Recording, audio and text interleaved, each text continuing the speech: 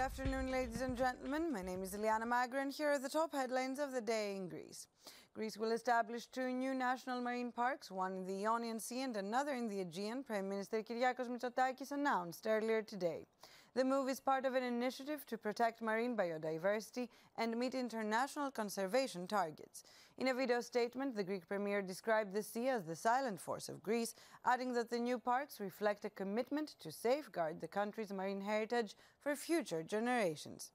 The parks will be among the largest marine protected areas in the Mediterranean and are expected to significantly accelerate Greece's goal of protecting 30% of its territorial waters by 2030.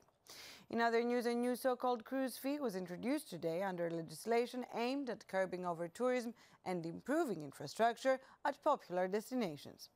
The fee, which the Greek government has officially dubbed the Sustainable Tourism Fee, varies by season and destination, with higher charges for heavily visited islands such as Mykonos and Santorini. More specifically, during the high tourist season from June 1st to September 30th, passengers disembarking at Mykonos or Santorini will pay €20, while those arriving at other Greek ports will be charged €5. Although the fee is charged to passengers, it is the responsibility of cruise operators and shipping agents to collect it. In other news, 5 people suspected of involvement in the killing of a 43-year-old UC Berkeley professor in Athens earlier this month appeared before a Greek court today to respond to charges over the slaying. The 5 included the Greek ex-wife of the Polish academic, her Greek partner, and 3 other people, 1 Bulgarian and 2 Albanian nationals, all of whom were arrested last week. The professor was reportedly shot in the chest and the back on July 4th in Athens' northeastern suburb of Agia Paraskevi. Police found 6 bullet shells at the crime scene. Some of the suspects escaped in a luxury car, according to video footage examined by the Greek police.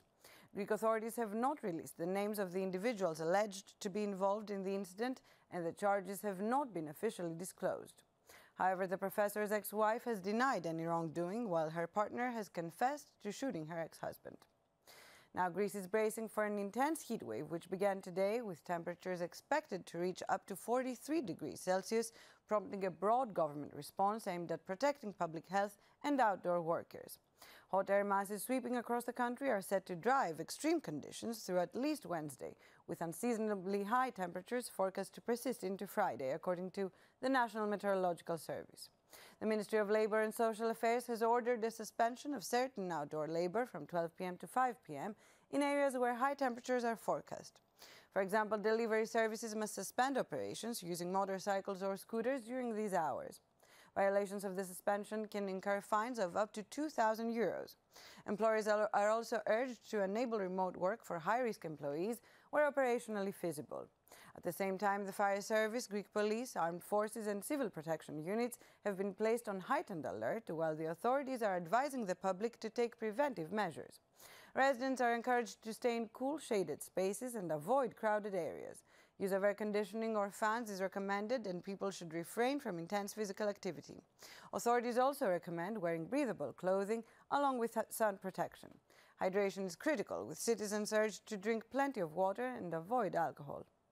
Finally, 74 undocumented migrants were rescued today south of Crete, according to the Greek Coast Guard. They were safely transferred to the port of Kalilimenes near Iraklion. And that's all for today. Tune in again tomorrow for Greece's first English language news bulletin. And ladies and gentlemen, have a good afternoon.